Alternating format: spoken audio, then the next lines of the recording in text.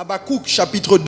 J'aimerais que nous lisions ensemble des versets 1er au verset 4. Je réitère, Habakkuk chapitre 2, versets 1 à 4.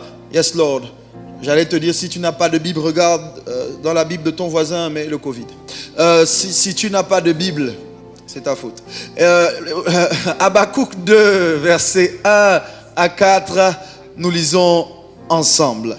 J'étais à mon poste et je me tenais sur la tour. Je veillais pour voir ce que l'Éternel me dirait et ce que je répliquerais après ma plainte. L'Éternel m'adressa la parole et il dit, écris la prophétie, grave-la sur des tables afin qu'on la lise couramment. Car c'est une prophétie dont le temps est déjà fixé. Elle marche vers son terme et elle ne mentira pas. Si elle tarde, attends-la. Car elle s'accomplira certainement. Voici son âme s'est enflée, elle n'est pas droite en lui, mais le juste vivra par sa foi. Le thème de mon intervention de ce jour est le suivant, la folie de ma foi. La folie de ma foi. Éternel, fais-nous du bien ce matin, parle-nous et nous nous exécuterons au nom de Jésus. Amen. Prenez place si vous le pouvez. Merci à Porte des Cieux. Revenez vite quand on aura besoin de vous. À cause du temps, je veux rapidement rentrer dans l'essentiel de mon message. J'aimerais que vous preniez des notes. Et je dis que vous devez prendre des notes parce que quand Dieu parle à Habakkuk, Dieu dit à Habakkuk ceci, écris la prophétie. Ça veut dire que quand Dieu te parle, il s'attend à ce que tu notes. Pour ne pas oublier, ne compte pas sur ta mémoire parce que ta mémoire parfois peut te faire défaut. C'est important que tu écrives ce que Dieu te dit pour que tu puisses le relire. Écris la prophétie. Sors de quoi prendre des notes. La première chose que je veux que vous notiez pour pouvoir vous dire plus que ce que j'ai dit aux autres cultes, la première chose que je veux que vous notiez, c'est qu'il y a un lien majeur entre votre futur et votre foi. Il existe un lien indubitable, un lien clair entre votre futur et votre foi. Ce que je suis en train de dire, c'est que vous vivrez ce en quoi vous croyez. Que votre foi va avoir des incidences claires sur ce que vous allez vivre dans le futur. Quand bien même la foi, c'est maintenant, mais la foi affecte aussi demain. La foi se vit au présent, mais la foi a des incidences sur le futur. Est-ce que vous êtes là? Je veux que vous notiez que lorsque Dieu vous parle, Dieu ne se met pas en accord avec vos réalités présentes. L'une des preuves que c'est Dieu qui t'a parlé, c'est que ça ne ressemble pas à ton présent. L'une des garanties ou l'assurance que tu as d'avoir vraiment entendu la voix de Dieu, c'est que ce que Dieu te dit n'est pas en accord avec ce que tu vis. Ce n'est pas une prophétie si ce que tu as entendu ressemble à ce que tu vis présentement. C'est une prophétie lorsqu'elle fait référence à un futur qui est en désaccord avec le présent. C'est une parole prophétique parce que c'est une parole qui annonce ce qui n'est pas, mais qui va être. Maintenant, je veux que vous notiez qu'une parole prophétique, que la parole de Dieu qui est libérée, ne l'est pas dans le seul but d'être entendue. Dieu ne parle pas seulement pour que tu entendes. Dieu parle pour que tu reçoives. Ça veut dire que la parole de Dieu, plus qu'être entendue, ou plus que le fait d'être entendue, elle doit être reçue. Il doit donc y avoir une volonté propre à l'individu qui entend ce que Dieu dit, d'ouvrir son cœur à ce que Dieu dit. Je vais redire ça. Il doit y avoir une volonté propre à l'individu qui entend ce que Dieu dit, d'ouvrir son cœur à ce que Dieu dit. Tu dois pouvoir dire oui et amen à ce que Dieu dit. Tu dois dire je suis d'accord. Tu dois dire je reçois. Même si tu ne le dis pas du bout de tes lèvres, mais ton cœur doit être dans une position de réception. Pourquoi? Parce qu'il y a des paroles, si tu ne les reçois pas, elles ne s'accomplissent pas.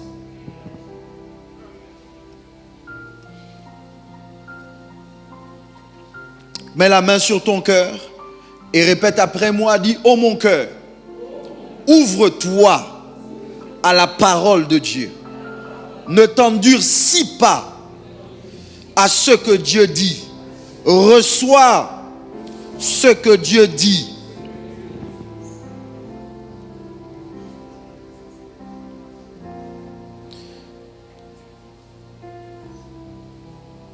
Ce que Dieu vous annonce concernant votre futur ne se reçoit pas avec l'intelligence.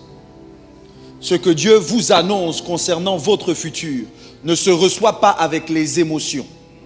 Ce que Dieu vous annonce concernant votre futur se reçoit avec foi, se reçoit par la foi.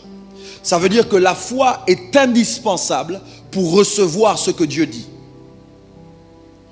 La foi est indispensable pour recevoir ce que Dieu dit. Avant de vous parler rapidement de la foi ce matin et que Dieu m'aide à vous dire tout ce que j'ai prévu vous dire, ou du moins un peu plus, je veux vous indiquer ce que la foi n'est pas. La foi, ce n'est pas la présomption. La foi, ce n'est pas la présomption.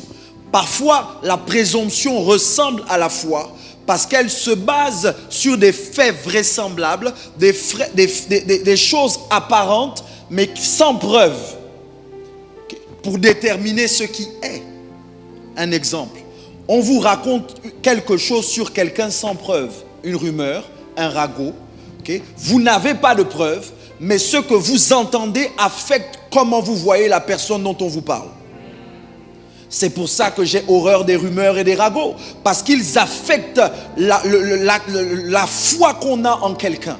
Ils affectent le regard qu'on a sur quelqu'un. C'est pour ça qu'il faut que vous ayez la foi. Une foi qui soit capable de dire, et c'est la foi que Dieu a te concernant. Dieu te regarde, mais quand il te voit, il ne voit pas simplement ce que tu es, il voit ce que tu vas être. Donc Dieu est d'accord de ne pas accorder de crédit à ce que tu fais maintenant, parce qu'il a vu ce que tu vas faire plus tard. Je ne sais pas à qui je parle, mais je parle à quelqu'un ce matin. Il y a des gens, même quand tu as des preuves, tu dis c'est vrai, mais... Il y a des gens, même quand tu as des preuves, tu dis le concernant c'est vrai, mais ce que je sais sur lui est plus grand que ce que tu me montres. Ce que je sais à son sujet est plus important que les preuves que tu me présentes. Ce que tu essayes de me dire à son endroit, c'est vrai, mais je crois en lui.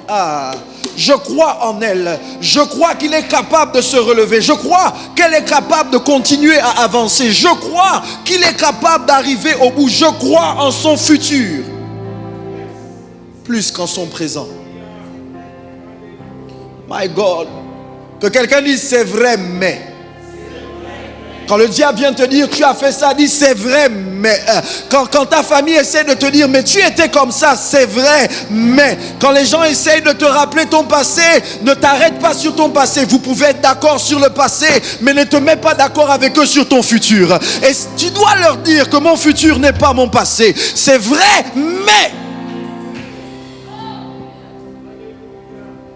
Matthieu 4, versets 5 à 7. Je veux qu'on lise rapidement le texte. Matthieu 4, versets 5 à 7.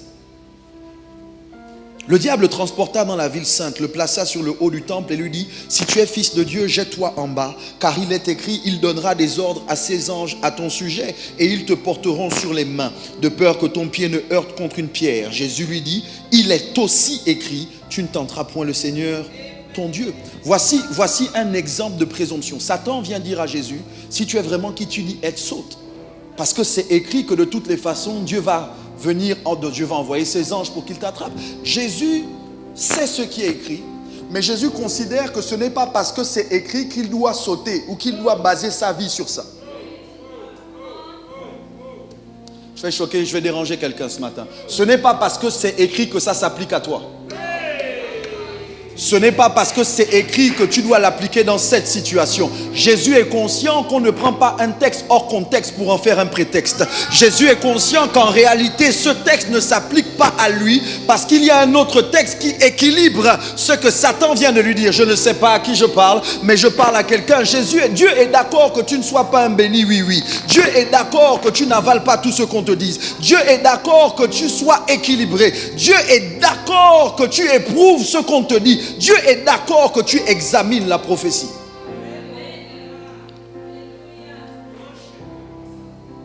Ne méprisez pas les prophéties, examinez toutes choses et retenez ce qui est bon. Ça veut dire qu'il est possible que dans la prophétie, il y ait quelque chose qui soit mauvais et Dieu te dit ne retiens que le bon. L'autre chose que je veux que vous notiez, c'est majeur. Jésus n'est pas d'accord de sauter sur la parole du diable.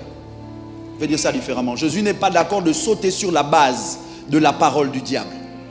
Il considère que sa foi ne doit pas être basée sur ce que le diable dit. Romains 10, 17 indique que la foi vient de ce qu'on entend, mais ça ne s'arrête pas là. La foi vient de ce qu'on entend, virgule, et ce qu'on entend vient de la parole de Christ, pas la parole de Satan, pas la parole de ton parent, pas la parole du docteur, pas la parole de ton banquier, pas la parole du ministre, pas la parole du chef de l'État. La foi vient de ce qu'on entend, et ce qu'on entend doit venir de la parole de Christ. Pourquoi est-ce que tu bases ta vie sur ce que le président dit? Pourquoi est-ce que tu bases ta vie sur ce que tes parents disent? Pourquoi est-ce que tu bases ta vie sur ce que le banquier a dit? Pourquoi est-ce que tu bases ta vie sur ce que le docteur a dit? La Bible dit que Dieu soit reconnu pour vrai et tout homme pour menteur. Lorsqu'un homme dit ce que Dieu ne dit pas, lorsqu'un homme dit ce que Dieu n'est pas d'accord de dire, lorsque ce que Dieu dit est en désaccord avec ce que les hommes disent, il y a forcément quelqu'un qui ment, et cette personne c'est toujours les hommes. Il y a forcément quelqu'un qui ne dit pas la vérité, et cette personne c'est toujours l'homme. Ce n'est pas possible que Dieu soit face à l'homme et que Dieu soit pris à défaut. Ce n'est pas possible que Dieu soit face à ton docteur et que Dieu soit pris à défaut.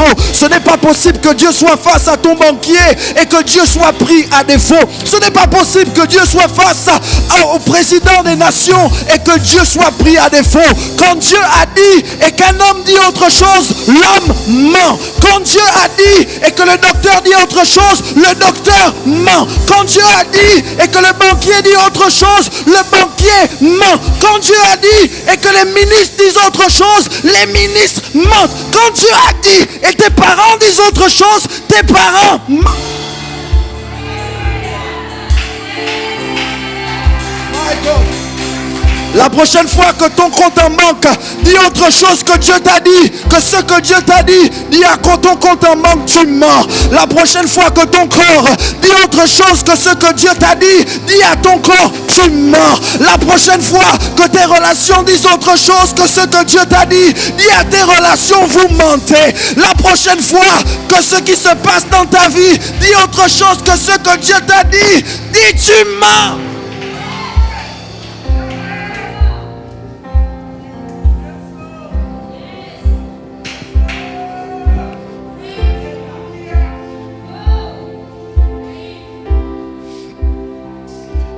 Dieu va m'aider. Avant de vous parler de la foi, Dieu m'aide. Il y a quelques années, est-ce que je vais rentrer dans le cœur de ce que je veux vous dire, mais il y a quelques années, j'étais en terminale, j'étais sur le point de faire des études théologiques. J'étais allé voir l'évêque qui m'avait enjoint à me faire former. Et puis il m'avait demandé d'aller prier, de réfléchir. Et pendant que j'étais en train de marcher dans la rue de Port-Gentil, une des rues de Port-Gentil, actually c'était au château. Dieu a parlé à mon esprit et il m'a dit Oral Roberts University, l'université d'Oral Roberts. Je raccourcis l'histoire, 1 an plus tard, l'évêque me dit ok, voici cette proposition. Une bourse est offerte par Christ pour les nations et je veux que tu fasses une demande d'application, une demande d'inscription. J'ai fait la demande en me soumettant à l'évêque. Mais j'avais entendu Oral Roberts. Quand le papier de Christ pour les nations arrive pour me dire que je suis accepté dans l'école, je suis toujours troublé parce que j'ai entendu Oral Roberts, mais on m'oriente vers Christ pour les nations. Au bas de la feuille où on m'a dit vous êtes accepté, vous êtes admis, ils ont mis un verset, Apocalypse. Le texte dit ceci: j'ai mis devant toi une porte ouverte que nul ne peut fermer. Ce qui s'est passé, c'est que le Saint-Esprit a parlé à mon cœur. Là, c'est plus je l'ai entendu, mais il a parlé à mon esprit. Il m'a dit, tu sais, Oral Roberts est la destination. Christ pour les nations est la porte. Et là, j'ai compris qu'il y a des portes que nous refusons de prendre parce qu'elles ne ressemblent pas à la destination. Mais la foi, c'est d'être d'accord de prendre une porte en sachant qu'en réalité, une porte n'est qu'une porte, elle doit être traversée. Mais une fois que tu as traversé la porte, tu vas arriver à destination. Je ne sais pas à qui je parle, mais je parle à quelqu'un ce matin. Je suis en train de te dire, cette situation ne ressemble pas à ce que Dieu t'a dit, ce n'est qu'une porte. Ce que tu traverses ne ressemble pas à ce que Dieu t'a dit, parce que ce n'est qu'une porte. Et une porte n'est pas faite pour être admirée, une porte est faite pour être traversée. Et donc la foi, c'est de pouvoir prendre une porte sans avoir des garanties que tu vas arriver à destination, mais de croire que parce que c'est Dieu qui t'a parlé, une porte n'indique pas, une porte ne doit pas te faire croire que Dieu ne t'a pas parlé. 3 ans à Christ pour les nations, j'obtiens mon diplôme, mais la fin de la 3e année, quelqu'un d'Oral Roberts arrive à Christ pour les nations et indique que maintenant, Oral Roberts et Christ pour les nations rentrent dans un partenariat, de telle sorte que les élèves de Christ pour les nations peuvent aller poursuivre leurs études à Oral Roberts University. Je vous passe les détails, mais je rentre à Oral Roberts en 2006. J'arrive au Gabon pour les grandes vacances en août 2006 et mon père me dit, parce qu'il a été ici à Libreville, ma mère et mes frères et sœurs étaient à Port-Gentil, mais j'étais avec mon père ici à Libreville, et pendant qu'on parle, quelques jours avant mon départ, il me fait asseoir.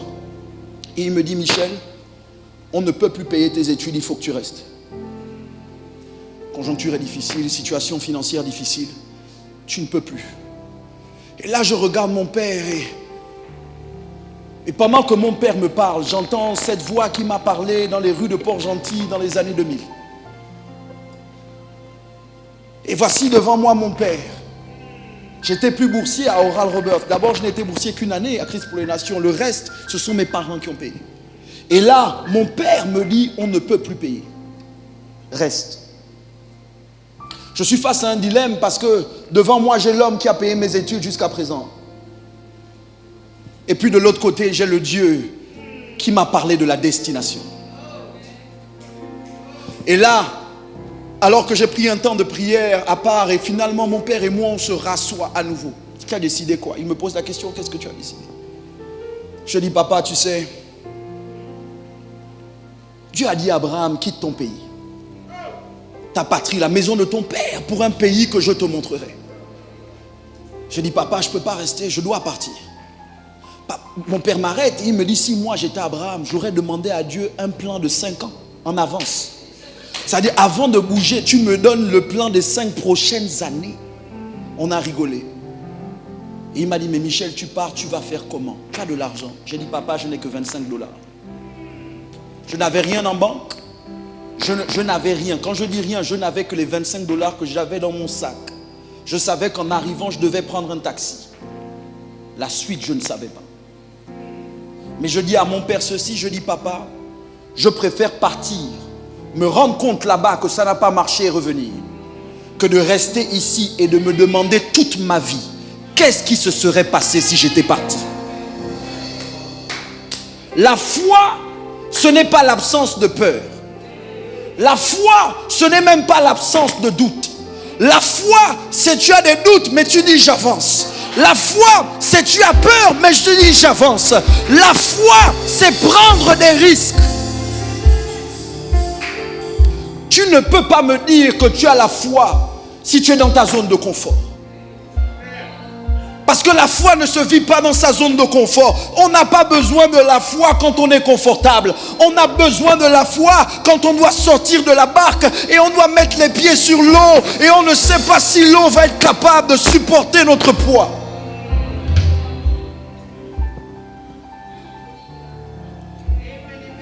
La foi n'est pas la foi si devant les autres qui n'ont pas ta foi, tu n'es pas fou.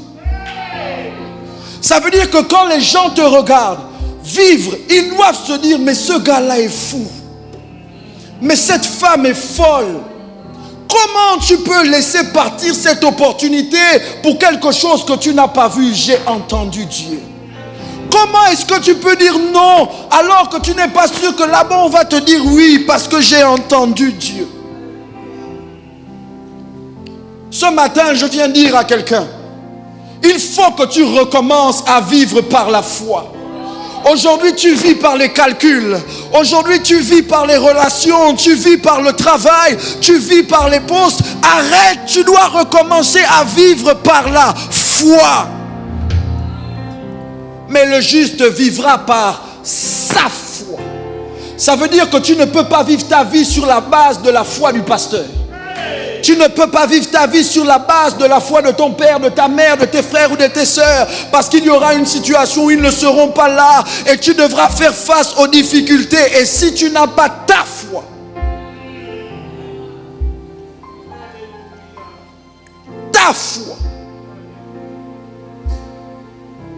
ma foi aujourd'hui n'est plus au niveau des 1000 ou du million parce que j'ai vu Dieu faire à hauteur du million. Je dois prendre des risques à hauteur des milliards. Il faut que ma foi passe à un autre niveau. Aujourd'hui, je ne gratte plus la tête. Je n'ai plus peur quand je n'ai pas d'unité dans mon compteur. Je n'ai pas peur quand je n'ai pas de carburant dans la voiture. J'ai connu une situation où mon fils devait être opéré et on m'avait demandé 20 millions. Au deuxième culte, j'ai dit 20 000 euros, mais c'était 20 millions. On m'a dit 20 millions. 26 millions pour être opéré, elle a corrigé. 26 millions pour être opéré, une vingtaine de millions. On doit lui faire une opération à cœur ouvert. Je n'ai pas le début du million. Je suis dans mon bureau en train de dire à Dieu, ce garçon-là, c'est toi qui me l'as donné. C'est toi qui l'as emmené. Mais Seigneur Jésus, comment je fais? Et pendant que je me gratte la tête, c'est vrai, j'ai une assurance, mais mon assurance dit, tu payes, on te rembourse. Tu préfinances, on te rend. Et là, dans la folie de ma foi, je dois dire à Dieu, je ne sais pas comment tu vas faire, mais quand tu m'as appelé avec ma famille, tu dois t'occuper des miens. Je raccourcis l'histoire, quelqu'un a été d'accord de préfinancer. Quelqu'un a été d'accord de préfinancer, la personne a donné tout l'argent. Quand l'assurance rembourse tout l'argent, la personne me dit, garde 5 millions. Je crois en un Dieu qui est capable de pourvoir à tes besoins et de garder le reste, de te donner le reste. Je crois en un Dieu qui est capable de faire un miracle dans ta vie, mais pas juste le miracle, que tu aies des preuves du miracle dans ta vie. Je crois en un Dieu.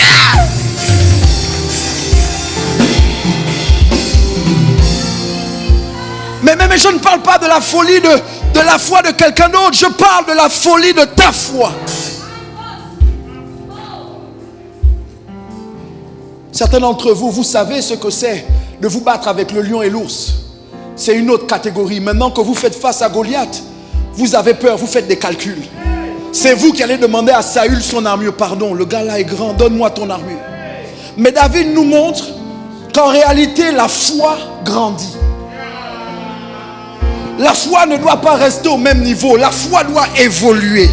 Quand tu as eu des combats de la hauteur du lion et de l'ours, à un moment tu fais face à un géant et ta foi doit être capable de passer à ce niveau-là.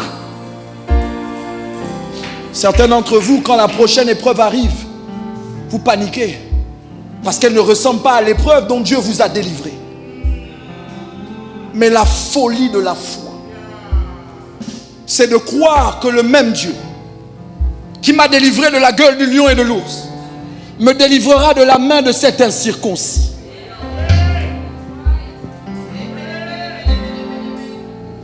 Trois choses rapidement que je veux vous dire au sujet de la foi sur laquelle, de mon point de vue, la foi doit se baser.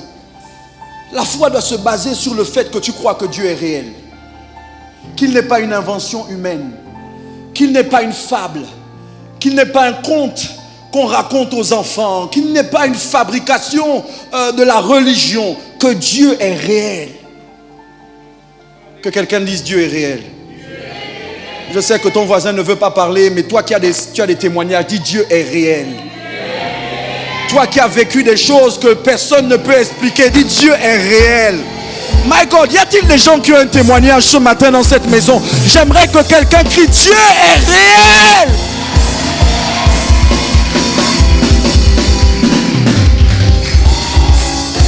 La deuxième chose sur laquelle il faut que ta foi se base, c'est sur le fait que Dieu parle. Parce que si la foi vient de ce qu'on entend, il faut que Dieu ouvre la bouche. Et il y a des moments dans des situations où tu ne dois pas chercher d'abord à ce que Dieu fasse. Tu dois chercher à ce que Dieu te parle. Parce qu'une fois qu'il t'a parlé, la Bible dit Dieu ne change pas de bouche. Dieu veille sur sa parole pour l'exécuter. Donc ça veut dire que Dieu exécute sa parole. Dieu n'exécute pas tes caprices. Dieu exécute sa parole. Dieu n'exécute pas ta parole. Dieu exécute sa parole. Dieu n'exécute pas ce que toi tu dis. Il exécute ce qu'il dit. Et pour garantir que ce que tu dis arrive, dis ce que Dieu dit à ton sujet.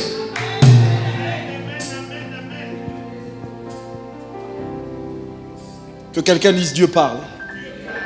J'aime pas comment tu le dis. Que quelqu'un dise Dieu parle. J'avais 15-16 ans. Quand à l'époque j'étais au collège Raponda Walker à Port-Gentil et je me rappelle quand on a commencé à dire que nous on entendait Dieu, les amis, les gens qu'on avait me disaient mais vous dans vos églises, et puis c'est là on a commencé les églises de réveil, vos églises éveillées là, vous êtes éveillés, vous êtes bizarres et parce que ça n'avait pas de sens. J'ai grandi catholique et jamais de manière générale quelqu'un va te dire que Dieu m'a parlé, mais j'ai compris qu'en réalité Dieu n'a pas juste créé les cieux et la terre. Oui, Dieu est immense. Oui, Dieu est gigantesque. Mais Dieu est personnel. C'est un Dieu qui est d'accord de se soucier de tes situations et de te parler. Ah, que quelqu'un dise Dieu parle. J'aime pas comment tu le dis. Il faut rappeler au diable qu'il n'y a pas que lui qui a la parole. D'ailleurs, si lui il parle, c'est parce qu'avant lui Dieu a parlé. Je veux que tu dises Dieu parle. Ah, Dieu parle plus que la sorcellerie. Dieu parle plus que les initiations. Dieu parle plus que toutes ces choses. Dieu parle. La foi se base sur le fait que Dieu parle. La dernière chose que je veux vous dire ce matin, et je vais conclure, Dieu agit. Dieu agit. Dieu n'est pas juste réel. Dieu ne parle pas simplement, mais Dieu bouge. Dieu se met en mouvement, Dieu intervient, Dieu agit. Ah, quelqu'un doit m'entendre ce matin. Ça veut dire que Dieu ne laisse pas simplement les choses se faire. Dieu est capable, Dieu est d'accord, Dieu va interrompre le cours normal des choses en ta faveur. Le fait que tu crois que Dieu agit veut dire que quand les choses suivent leur cours normal, la nature, la vie de tous les jours, tu dois croire que Dieu est capable d'intervenir au milieu d'une situation et de l'interrompre, de la modifier.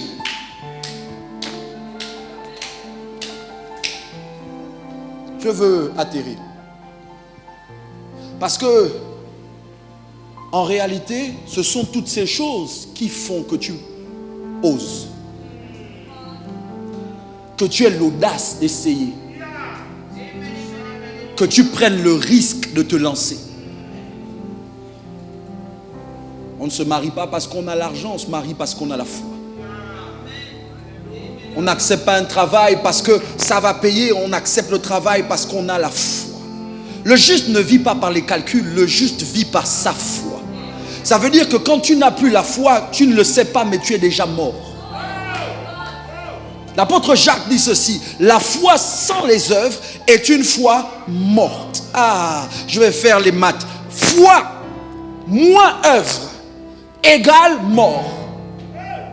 Foi moins œuvre égale foi morte. Ça veut dire que l'absence d'œuvre tue la foi. La foi ne doit pas se limiter à une croyance ou à un discours. La foi doit se démontrer par des actions. Tôt ou tard, ta foi doit se voir dans ce que tu fais. Ça ne peut pas rester une affaire de ton cœur. ça doit devenir quelque chose de palpable.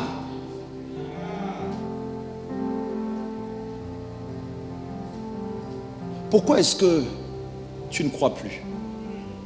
Pourquoi est-ce qu'aujourd'hui ta vie est une vie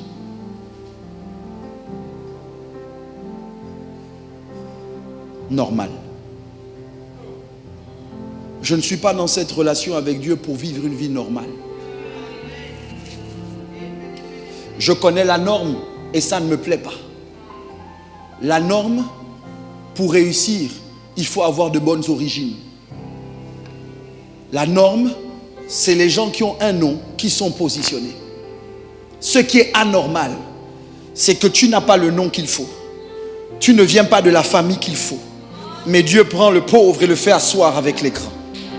Ce qui n'est pas normal, c'est que sans diplôme, tu réussisses. Ce qui n'est pas normal, c'est qu'on t'appelle alors qu'en réalité, d'autres plus qualifiés que toi ont été rejetés. Ce qui n'est pas normal, c'est qu'on dise tu ne pourras pas. Et puis Dieu rentre en scène. Et puis les gens qui ont dit que tu ne peux pas changent de bouche et disent je savais que tu allais réussir. Je savais que tu allais y arriver. Je savais que toi tu pouvais. Depuis le départ, nous on sait que vraiment Dieu est sur toi.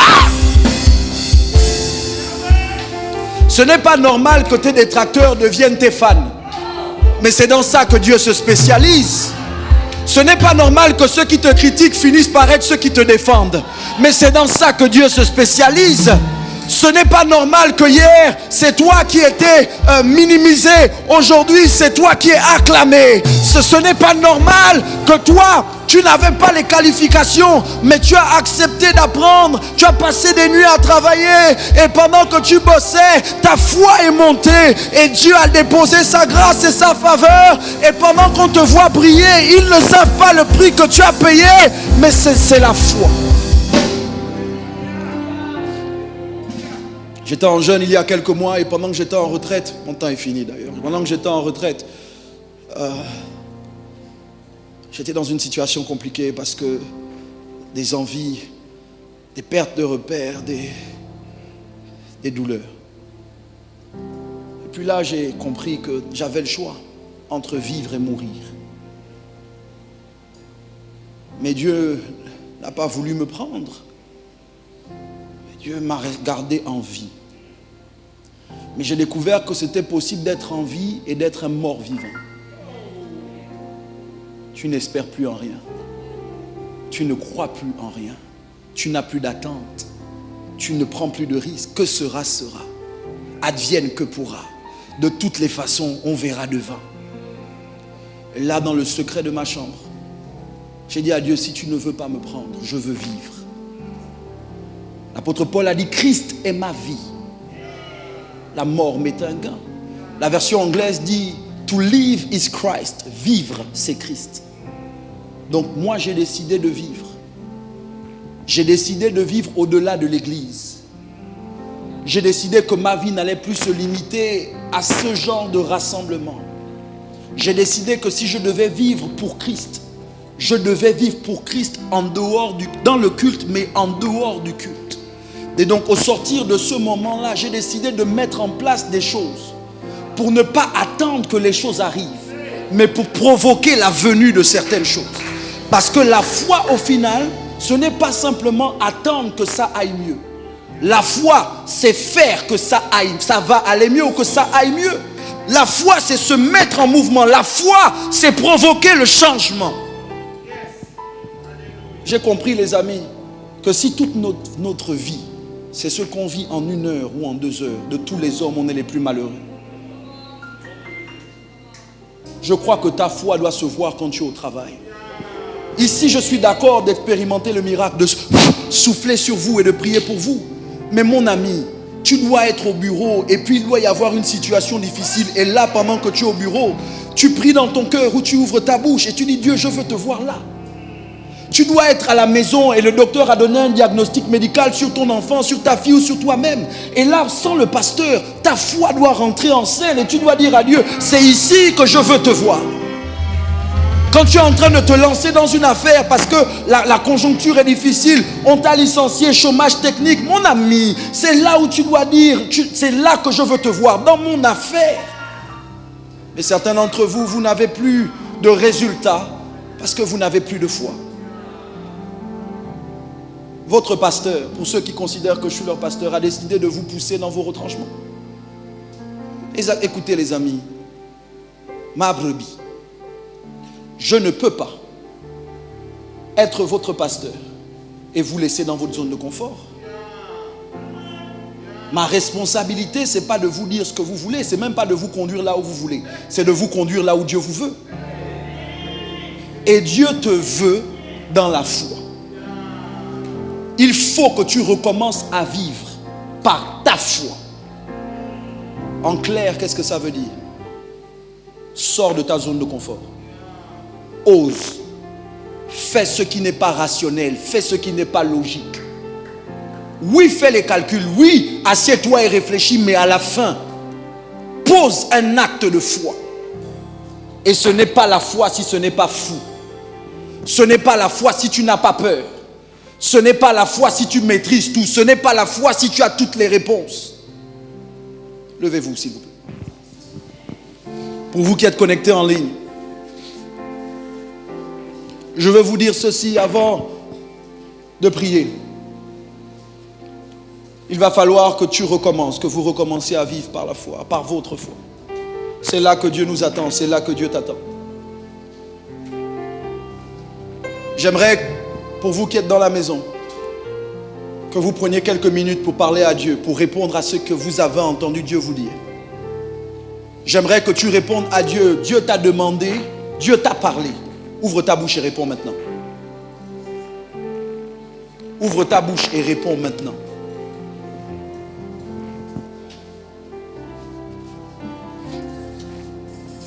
Il faut prendre des risques. Il faut recommencer à prendre des risques. Il faut recommencer à prendre des risques. Il faut recommencer à oser. Mais pas sur la base de ce que Satan a dit, sur la base de ce que Dieu t'a dit. Ouvre ta bouche et prie. Il y a quelqu'un qui ne prie pas. 30 secondes, les amis, mon temps est fini. Ouvre ta bouche et parle. Ouvre ta bouche et prie.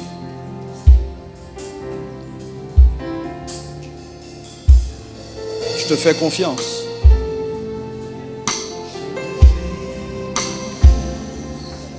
Ce n'est pas facile pour moi de chanter ce refrain, mais je te fais confiance.